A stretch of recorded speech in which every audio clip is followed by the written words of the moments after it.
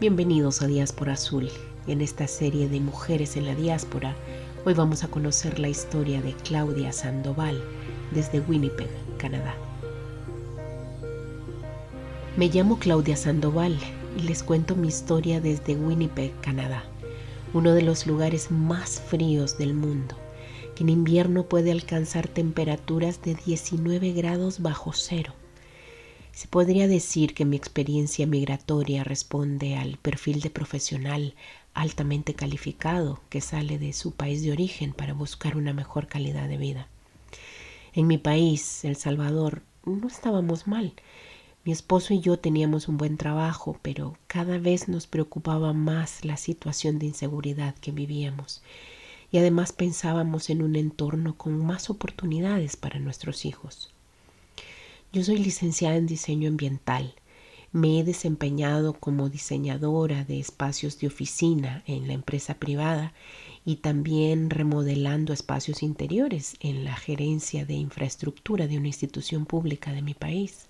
La idea de emigrar comenzó a tomar forma más o menos en el año 2009, cuando un amigo de mi esposo nos contó que él y su familia emigrarían a Australia mediante un programa de trabajador calificado. Y en ese tipo de programa, los países receptores tienen un listado de áreas profesionales, digamos, en las que su sistema laboral tiene carencias y entonces se abren a recibir profesionales extranjeros para suplir esa mano de obra que necesitan. Las exigencias curriculares y lingüísticas son altísimas para los candidatos.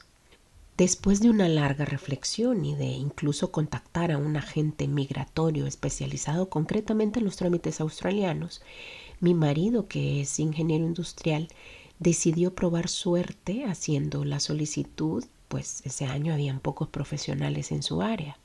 El desencanto llegó con los resultados de su examen de inglés, que no es cualquier examen. Se trata del International English Language Testing System, que ese es el examen de inglés más exigente y prestigioso que hay y que es el que utilizan algunos países para sus procesos migratorios de profesionales, países como Australia, Inglaterra, Canadá y Nueva Zelanda. La prueba se realiza solo 3 veces al año en el Instituto Británico de El Salvador, que está acreditado por Cambridge. Consiste en un examen que dura de 4 a 5 horas, con pruebas de conversación oral, comprensión auditiva, lectura y escritura. Bueno, hay que hacer la redacción de un ensayo. Someterse a la prueba cuesta unos $350 y tiene una vigencia de 2 años, que es el tiempo que tarda aproximadamente el proceso migratorio en caso de que apruebe el examen. Por su gran dificultad, la gente que ya tiene un buen nivel de inglés suele hacer un curso especializado solo para prepararse para ese examen. Cuando mi esposo reprobó, se decepcionó tremendamente, se frustró por completo. Recuerdo que dejé pasar un buen tiempo para que superara ese fracaso, hasta que un día yo le dije, bueno, ¿y por qué no lo intento yo? La verdad es que siempre pensábamos en Australia como destino. Analizamos el sistema de puntos y de homologación de títulos. Una amiga de mi mamá que vive en Australia se ofreció para asumir los costos del trámite de homologación para ayudarnos. Mi ventaja es que al ser diseñadora ambiental, yo puedo irme por el lado de la decoración, también por diseño de interiores, diseño de jardines. Es bien amplio el espectro laboral que tengo. También me ayudó a haber estudiado un tiempo en Estados Unidos. Aún así, yo hice un curso para prepararme. Fue bien duro para mí porque, aunque pasé el examen, mi nota no fue suficiente para aplicar al programa. Al ver que de plano con Australia era difícil, comenzamos a averiguar sobre otros países como Nueva Zelanda. Pero el problema era la homologación de títulos, porque ese país exige que el trámite esté hecho antes de aplicar al programa y solo reconoce de entrada los títulos universitarios de Argentina, fíjense. Fue entonces cuando alguien nos sugirió que averiguáramos sobre el programa por puntos de Canadá. Acudimos a una charla informativa de una empresa privada que realiza todo el proceso legal, pero no nos garantizaba que íbamos a ser aceptados. Cobraban cerca de $8,000 por ese servicio. Y nos parecía demasiado dinero para no tener ninguna garantía, me explico. Decidimos mejor invertir ese dinero en mejorar mi nivel de inglés. Tomé un año completo de clases antes de aplicar otra vez. Y tenía que hacerlo pronto, además, porque hay una edad límite para aplicar. Mientras más edad usted tiene, le restan puntos en determinadas cosas. Entonces me puse las pilas, me enfoqué durante todo el año 2011 en mi estudio intensivo del inglés. Tomé incluso unas clases especializadas para escribir ensayos en ese idioma, que ese es el corazón de la prueba escrita. Me programaron el examen para el año 2012. No, hombre, para mi mayor preocupación nos llega la noticia de que Canadá justo acababa de aumentar la nota de inglés para filtrar aún más a los candidatos que se presentaban. Esa vez volví a pasar el examen, pero nuevamente mi nota no era suficiente para aplicar el programa federal de Canadá. Fue entonces cuando alguien me comentó sobre el programa de nominación de provincia de Manitoba, así se llama. En este programa los postulantes deben demostrar cierto arraigo hacia dicho lugar mediante un familiar o un amigo. Ese familiar o amigo se compromete moralmente ante el gobierno canadiense en ayudar en la inserción social y cultural de la persona inmigrante. Y uno debe residir obligatoriamente ahí durante 2 años antes de mudarse a otra ciudad, si usted quiere mudarse, ¿verdad? Bueno, movimos cielo y tierra para averiguar si teníamos algún contacto en Canadá. Mi esposo tenía tías en segundo grado en Ontario, pero no ganábamos puntos porque no eran familia directa. Resultó que un ex compañero de colegio de mi esposo vivía en Winnipeg, la capital de la provincia de Manitoba. Y la tía de una ex compañera de mi colegio también. Fue el amigo de mi esposo quien nos ayudó, afortunadamente. Estaremos siempre muy, muy agradecidos con él, pues ellos realmente se comprometen a orientarte, enseñarte el sistema laboral, sanitario, de transporte, toda la cultura y el funcionamiento del país. Hoy en día eso no lo hace cualquiera. Para entonces ya había pasado un año desde que yo había hecho mi examen. Le quedaba solo un año de vigencia y si iniciábamos los trámites para Manitoba, nos quedarían pocos meses de margen para todo lo que conlleva el proceso migratorio. Entonces escuché la sugerencia de examinarme por tercera vez. Más esfuerzo, más tiempo, más dinero. Pero decidí enfrentarme nuevamente al estrés de la prueba para tener mejor nota y estar más cerca de cumplir nuestro sueño familiar. Cerraron las aplicaciones en diciembre de 2012 y las abrieron otra vez en junio de 2013. Averigüé que en Costa Rica hacen ese examen de inglés todos los meses y viajé hasta ese país para hacerlo. Me acuerdo que me fui un viernes al mediodía. Lo hice el sábado y el domingo regresé a El Salvador. Eso fue en marzo de 2013. Afortunadamente, esta vez el resultado fue muy bueno. Aumenté mi nivel y mi nota. Y en junio de ese mismo año 2013 aplicamos el programa. Obtuvimos respuesta 2 años después, en abril de 2015, porque debido al tsunami en Filipinas y la guerra en Siria que sucedió en ese tiempo, dieron prioridad a los postulantes de esos países. En junio de 2015 recibimos una carta que nos informaba que yo, Claudia Sandoval, había sido aceptada como profesional calificada para iniciar mi proceso de residencia junto a mi grupo familiar. ¡Wow!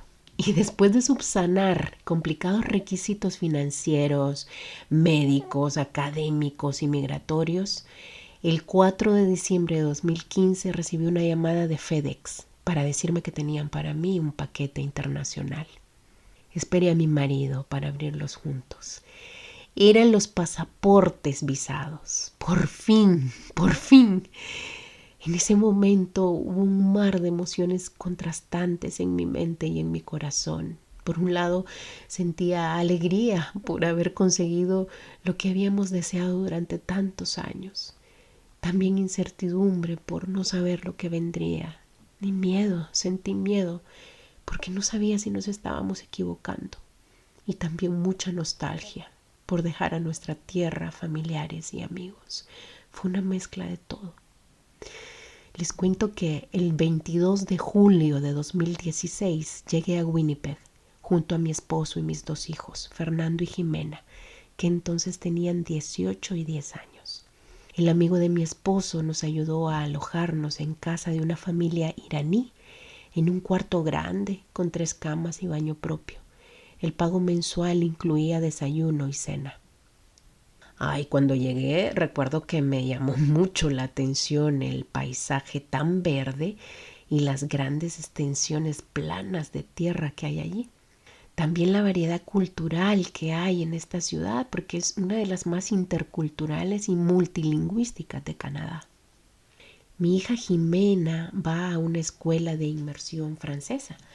Al principio fue bien duro para ella. Ella quería regresar a El Salvador. Los dibujos que hacía eran sobre el país y su permanente nostalgia. Y mi otro hijo, Fernando, la cuidó mucho y jugaba con ella. Fortalecieron bastante su relación en ese tiempo. Él también dejó a sus amigos de toda la vida. Entró a un sistema escolar en el que en todas las clases tiene compañeros diferentes porque es un programa internacional. Bajó mucho su rendimiento académico. No le gustaba salir. Es que la verdad es que llegó en una edad muy difícil. Con la llegada de un compañero de Venezuela con el que hizo clic, comenzó a adaptarse poco a poco y a estar mejor. Al llegar, claro, nos pusimos manos a la obra con la búsqueda de empleo, ¿verdad? Al principio yo enviaba mi currículum y nadie me llamaba, nadie. Luego realicé un curso para entender cuál era la manera más adecuada de aplicar laboralmente en el sistema canadiense. En diciembre de 2016, 5 meses después de haber llegado, conseguí mi primera oportunidad de trabajo como ejecutiva de ventas en una compañía que vendía lámparas para casas y comercios. Luego trabajé como diseñadora de cortinas y cocinas y ahora estoy en una empresa en la que diseño la casa modelo que se enseña para vender. Mi jefe y todos mis compañeros son canadienses, salvo un colega chileno. Pese a tener un buen trabajo, yo no descarto la idea de emprender, fíjense. Me gustaría montar mi propio negocio. Estoy explorando distintas alternativas manuales para poder vender. Les cuento que mi esposo trabaja en una planta de producción de una compañía que fabrica garrafas de agua y tiene un jefe salvadoreño. Durante estos últimos años nos hemos seguido esforzando para progresar laboralmente y conseguir la adaptación total de mis hijos en sus estudios. Y hasta nos hemos comprometido más financieramente con nuestra casa y su remodelación. Y les cuento que en marzo de este año, de este 2022, juramentamos ya como ciudadanos canadienses. Al final ese era el propósito principal y lo hemos logrado.